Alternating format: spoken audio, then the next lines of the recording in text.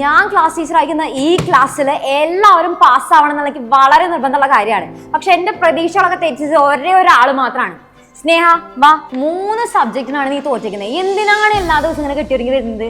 മര്യാദയ്ക്ക് നാളെ പാരന്റിനെ വിളിക്കാതെ ക്ലാസ്സിന്റെ പടി കയറരുത്.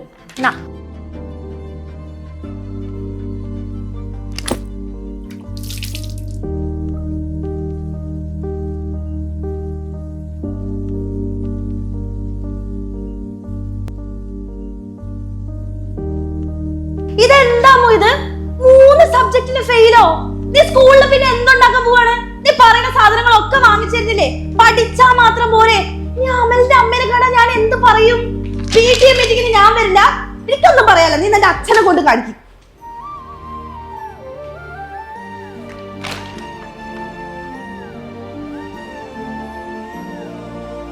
എനിക്ക് മോളിൽ വിശ്വാസം, അടുത്ത പരീക്ഷയിൽ നമുക്ക് നല്ല മാർക്ക് വന്നത്. മോളൊന്ന് ആലോചിച്ച് നോക്കി, മോൾ ഉഴപ്പിയതുകൊണ്ടല്ലോ ഇത്രയും മാർക്ക് വന്നത്. അടുത്ത പരീക്ഷ നമ്മൾ അടിപൊളിയാക്കും.